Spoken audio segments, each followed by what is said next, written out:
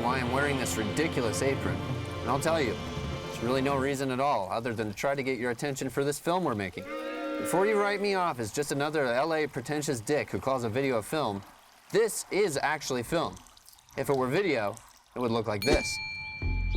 The distinction between those two formats is really the whole reason why we're making this video film. If you'd like to find out why that's important to us, and you've got a minute to spare in this busy world, why don't you come on inside and let's drink about it. Here at Shark Pig Weddings, people are generally pretty fucking stoked when they get their final package from us.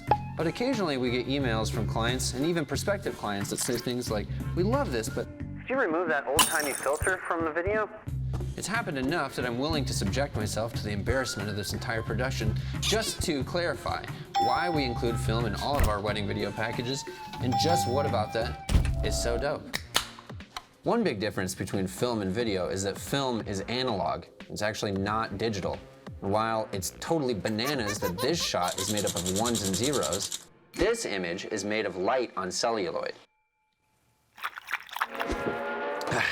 This is taking like way longer than I thought. We haven't even said anything yet. We buy our Super 8 film at a little company called Kodak. You ever heard of it? Yes, you have. Once it's shot, we send the film to an interesting man named Doug who has a laboratory in North Hollywood called Spectra. What he does with the film is strings it all together and runs it through this complicated set of chemical baths and actually develops all the film.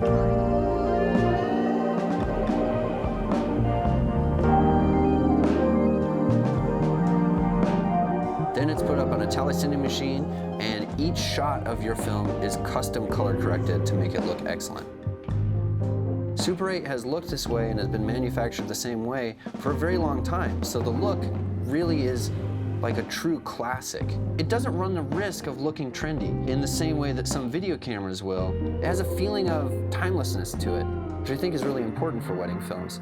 Let me show you something I shot of my grandparents on their 65th wedding anniversary. Let's see, just how do I, what's the password to this computer again?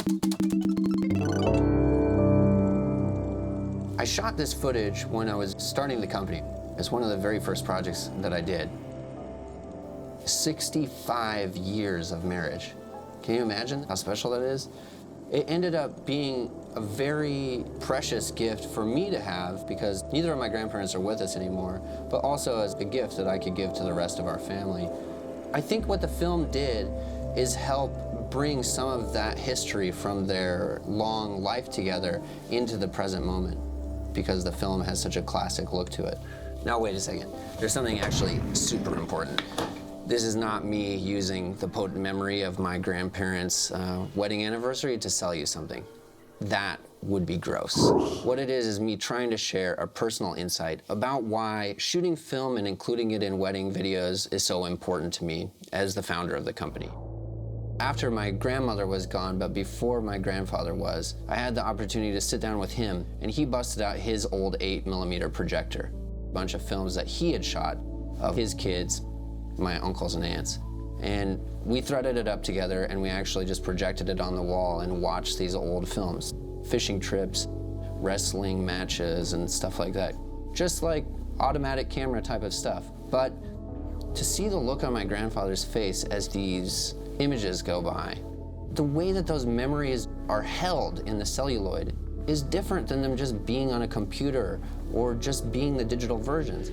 That's why, in the end, we send you your physical reel of film so that you have a complete family archive from your wedding day. And don't get me wrong, I love our digital cameras. I love this camera especially. But there's something different about the film. And so even if you don't really like the look of it or you think that it was a filter or something like that, it's important to us to shoot it. For personal reasons, but also because film is increasingly more and more rare these days. Just in the time that our company has existed, I've seen film stocks go out of manufacturing and they aren't coming back. It's not really that wild of a thought to think that we'll probably see a day where there is no more Super 8 film anymore. And we still shoot about 5 miles of Super 8 film a year, regardless of whether or not you think this is just a trash heap in my desk. It's a fact that I'm proud of.